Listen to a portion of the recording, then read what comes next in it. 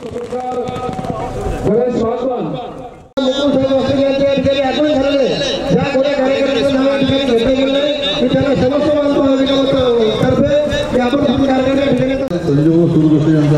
आहे. कृपया त्यांनी स्टेजवर आहे. संजय सुरुवातीला बुलढाणा जिल्ह्यावर त्यांनी माहिती पाखरं टाकली. या ठिकाणी किंग खान इथे उपस्थित आहेत. त्यांचे मनपूर्वक स्वागत करतो. लोणारच्या कार्यक्रमामध्ये माझ्याकडे जी यादी आली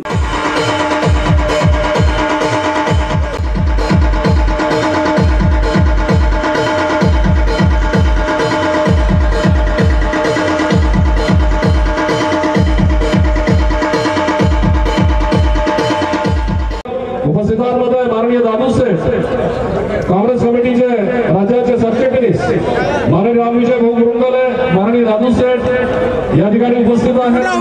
हाजी कासमभाई गवडी, माजी नगराध्यक्ष मेकर, टाळ्यांचा गजर कानठाळ्या बसवणारा गजर व्हावा ही नम्रतेची विनंती.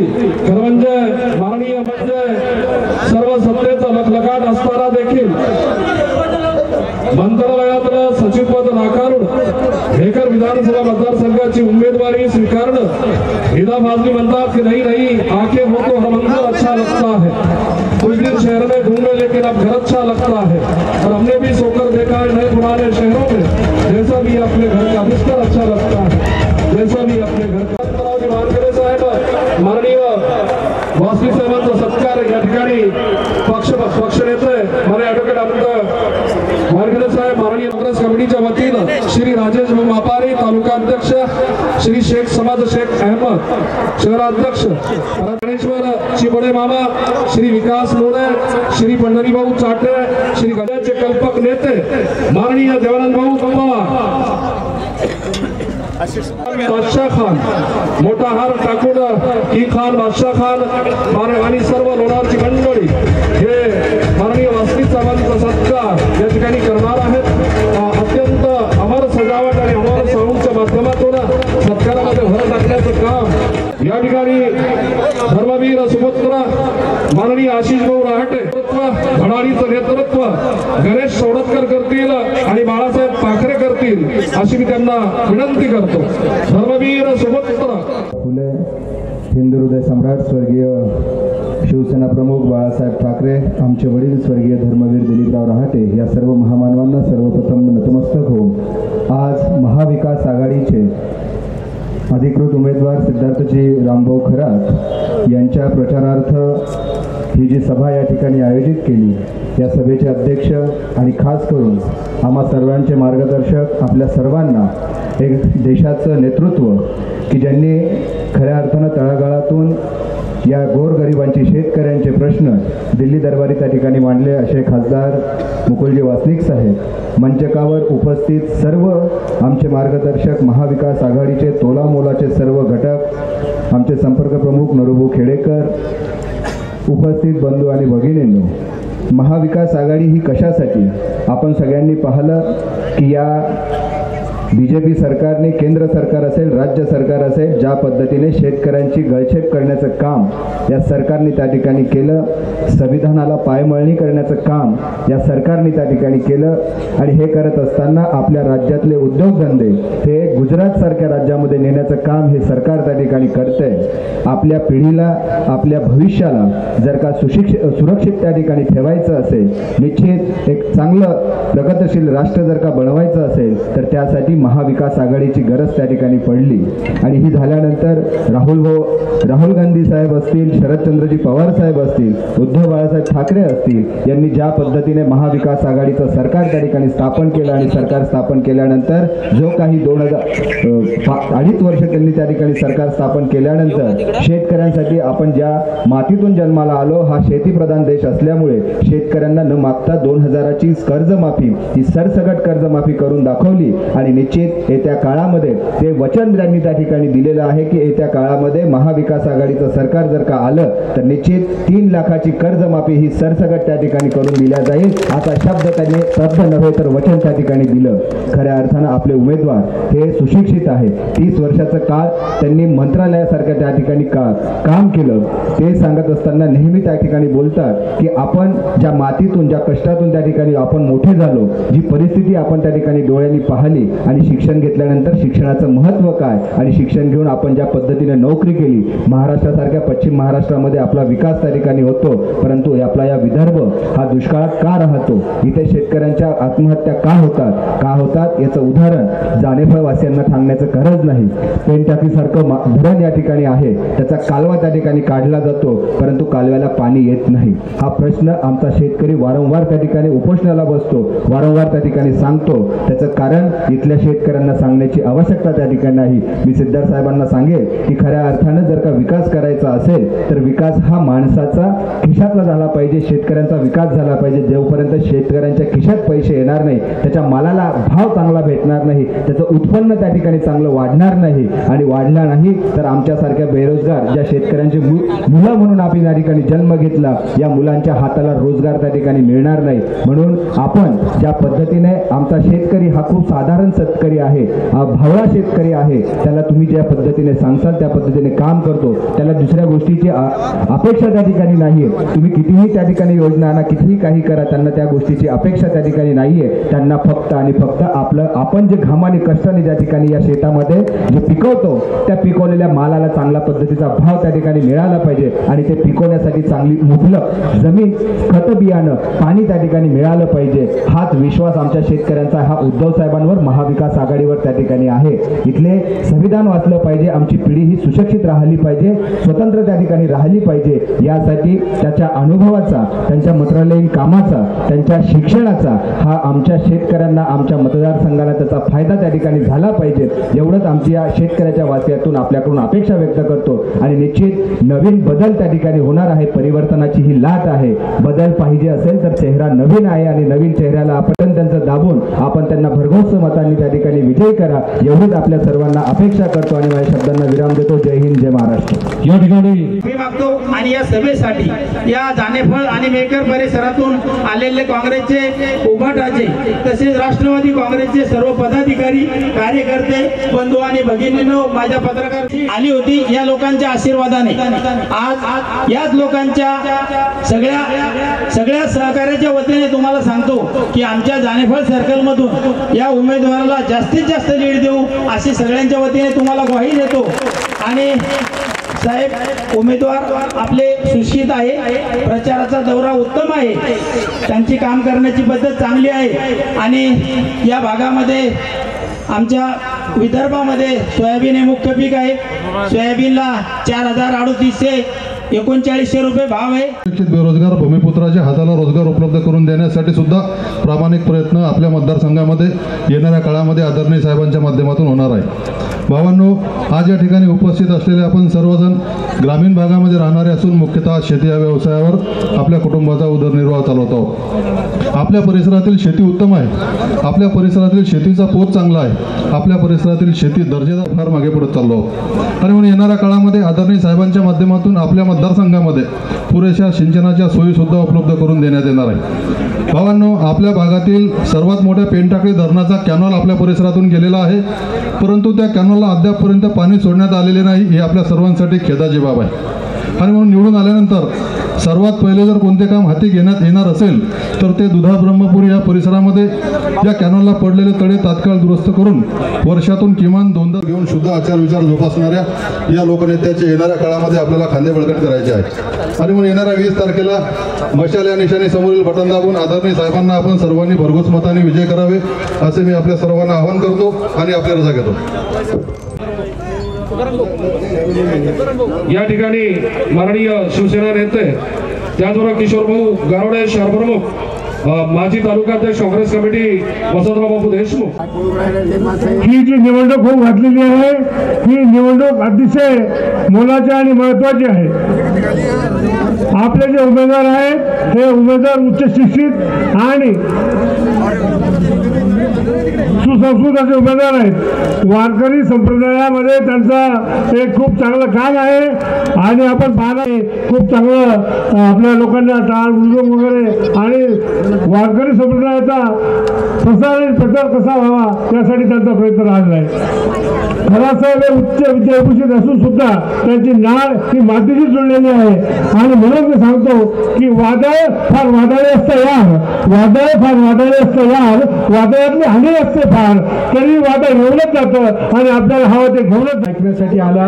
मी अत्यंत 2 मिनिटांमध्ये या ठिकाणी माझे विचार मांडून माझे भाषणाला पूर्णविराम देणार आहे. मेहकर विधानसभा मतदारसंघाचे महाविकास आघाडीचे अधिकृत उमेदवार सिद्धार्थजी खरात साहेब त्यांच्या प्रचारार्थ या ठिकाणी उपस्थित असलेले आमचे अखिल भारतीय काँग्रेस कमिटीचे महासचिव आदरणीय वासनिक साहेब, मंचकावर उपस्थित शांभाऊ उमाळकर असतील, विजूभाऊ असतील, लक्ष्मणदादा घुमरे असतील, सर्वच पदाधिकारी आणि या भागात गेल्या 15 वर्षापासून या मेहकर मतदारसंघामध्ये जे लोकप्रतिनिधी आहेत अत्यंत निष्क्रिय लोकप्रतिनिधी म्हणून या ठिकाणी ते काम करत आहेत. ठेकेदारीचा विषय असेल, आपल्या मेवण्याला नातेवाईकाला ठेकेदारी ते देत आहेत व भरगच्च त्यांना पैशांनी मोठे या ठिकाणी करत आहे. सामान्य माणसाला त्याचा कोणताही फायदा या ठिकाणी होताना दिसत नाही.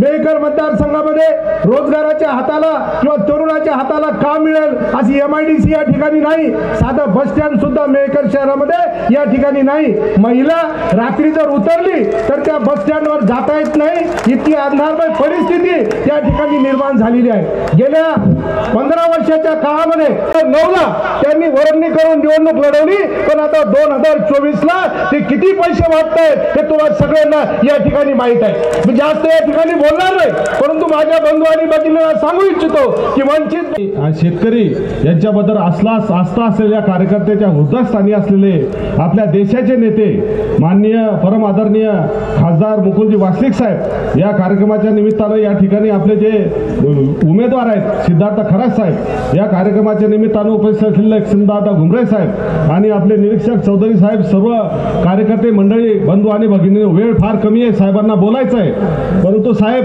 मी या ठिकाणी सांगू इच्छितो या ठिकाणी 2009 पासून ज्या अगोदर आपण खासदार होतात कार्यकर्त्याचे फार मोठी प्रतिष्ठा सामान्य काँग्रेसच्या कार्यकर्त्याची होती. कार्यकर्ता सशक्त त्या ठिकाणी होता. जिल्हा परिषदेच्या माध्यमातून तुम्ही सामान्य गाव खेड्यातल्या शेतकरी कुटुंबातल्या माणसाला नेतृत्व करण्याची संधी त्या ठिकाणी उपलब्ध करून दिली आणि संधी उपलब्ध करून देत असताना माझ्यासारख्या एका शेतकरी पुत्राला त्या ठिकाणी कृषी सभापती म्हणून साहेबांनी त्या ठिकाणी पाठवलं. सामान्य माणसाच्या हातामध्ये ताकद दिली. परंतु 2009 नंतर साहेब या ठिकाणी जातीवादी राजकारण चालू झालं आणि जातीवादी शक्तीच्या हातात हा मतदारसंघ गेला. डॉक्टर बाबासाहेब आंबेडकरांनी जी घटना दिली त्या घटनेच्या माध्यमातून या ठिकाणी आरक्षण आलं.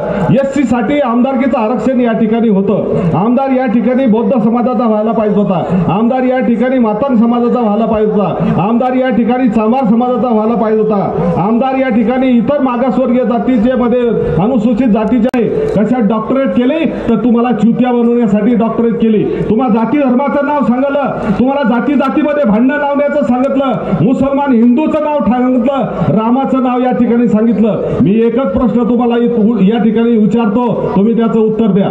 वाल्मिकीने रामायण लिहिलं. रामायण वाल्मिकीने लिहिल्यानंतर सर्व हिंदू लोक त्या रामायणाची पूजा करतात आणि मग हिंदू लोक रामायणाची पूजा करतात तर वाल्मिक जयंती हिंदू का साजरी करत नाही हा एक मोठा या ठिकाणी प्रश्न आहे. आणि रामाच्या नावावर सांगत असताना रामाच्या मंदिरात त्या ठिकाणी कुत्रे हत्तात तुम्हाला भांडणं लावण्याचं काम केलं. म्हणता श्रीराम माझे येते आहेत खूप भक्त, म्हणता श्रीराम माझे दुमारी अग्या 5-7 दिवसात येऊन टेकलेली आहे. साहेब आतापर्यंत तुम्ही ज्या जिल्ह्यामध्ये जेव्हा आले तेव्हा ऊर्जा निर्माण होती, पण तुमच्या एका फोनवर या जवारीला पहिली बार असा झाला का तुमच्या फोनवर जेवढे उमेदवार या विधानसभा मतदारसंघात उभे होते चांगले उमेदवार त्यांनी सगळ्यांनी माघार घेतली. ते एक सगळ्यात बेनिफिट आपल्याला. प्रत्येक वेळेला आपल्या मताची विभागणी करत होते समोरचे पार्टी, प्रत्येक वेळेला असं मताची विभागणी करायची आणि या बारीने असा झाला का जेवढे तगडे उमेदवार होते ते सगळ्या उमेदवारांनी आपले माघार घेतल्यामुळे सिद्धार्थ खरात साहेबांचा रस्ता एकदम 100% मोकळा झाला. आणि म्हणून पहिली बारीनं साहेबराव सरदार उभे राहिले, 62,000 मतं घेतले. दुसऱ्या बारीनं लक्ष्मणदादा अभिवादन करतो. आजच्या या भव्य दिव्य अशा प्रचार सभेचे अध्यक्ष तात्यासाहेब कृपा आणि ज्यांची आपण आतुरतेने वाट पाहत होतो आणि असतो नेहमी सातत्यानं आपल्या सगळ्यांचे दैवत आमचे हृदय सम्राट आदरणीय वासनिक साहेब. या प्रसंगी उपस्थित नरेंद्रजी खेडेकर, विजयजी आंबोरे, संजयजी राठोड, श्यामभाऊ माळकर, कासमबाई गवळी, अनंतराव वानखडे, सर्व व्यासपीठ, सर्व सन्माननीय व्यासपीठ आणि बंधू आणि भगिनींनो, मित्रांनो, जेव्हा विधानसभेची निवडणूक लागली तेव्हा या मतदारसंघामधून चालू असलेल्या चालत आलेल्या परंपरेनुसार हा मतदारसंघ काँग्रेसला सुटेल, काँग्रेसचा उमेदवार इथे राहील अशा पद्धतीने करतो. संत गजानन महाराज अंबादेवीला नमस्कार करतो. आणि जानेफळ हे ऐतिहासिक गाव, या गावात ज्या शेतकऱ्यांच्या प्रश्नावर आपण रान उठवण्याचे मित्र, तसंच मायबाप कादंबरी लिहिणारे विनोद बोरे ज्यांनी आई वडिलांसाठी चांगला संदेश दिला, ते पण मान केली. 30% 40%चं कमिशन सुरू झालं, हजारो कोटी रुपये दिले आणि मग पैसे आणले म्हणून काम करायचं, कामासाठी पैसा नाही आणला. मग हा रस्ता काढून टाक, तो उघडून टाक, तो पाडून टाक, तेच पाझर तलाव पुन्हा करा, त्याच फरशा पुन्हा बसवा आणि मग कमिशनचे बिलं निघाले. कदाचित महाविकास आघाडीचं सरकार जेव्हा आपलं येईल ही परिस्थिती आहे. 31 जागा आपल्या आल्या लोकसभेत, राहुल गांधी विरोधी पक्षनेते झाले. आजची विशाल सभा चिखलीला झाली, 50,000ची. चेन्नी थालाजी, बघेलजी, वासनिक साहेब त्याला उपस्थित होते. राहुलजी तांत्रिक बिघाडामुळे येऊ शकले नाही, पण विशाल सभा झाली. विशाल सभा तेव्हा होतात, लोक आणावं लागतात, लोक आणावं लागत असतात, लोक येत असतात, कार्यकर्ते पक्षाचे येतात, पण लोकांमध्ये जेव्हा उत्स्फूर्तपणे प्रतिसाद असतो तेव्हा लोक येतात. आजही या ठिकाणी जानेफळला अनेक वेळा सभा झाल्या, पण या सभेचं आयोजनही चांगलं झालं. आमचे मित्र देवानंद पवार, अखिल भारतीय काँग्रेस कमिटीचे महासचिव, राज्यसभेचे खासदार आदरणीय मुकुल वासनिक साहेब, सभेचे अध्यक्ष तात्यासाहेब, शिवसेनेचे संपर्क प्रमुख प्राध्यापक नरूभाऊ खेडेकर, ज्यांना खऱ्या अर्थाने आपण आशीर्वाद देण्यासाठी आलेलो आहोत, ते आपल्या मेकर सिद्धार्थ खरात साहेब, श्यामबाबू उमाळकर, लक्ष्मणरावजी घुमरे, संजू राठोड, अनंत वानखडे, कासमबाई आणि या ठिकाणी या मंचकावर उपस्थित सर्व महाविकास आघाडीचे मान्यवर नेते, पदाधिकारी, कार्यकर्ते, बंधू आणि भगिनींनो आणि मित्रांनो, येत्या 20 तारखेला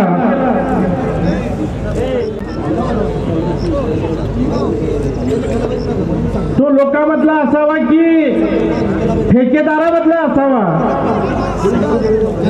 याचा निर्णय आपल्याला सर्वांना करायचा आहे.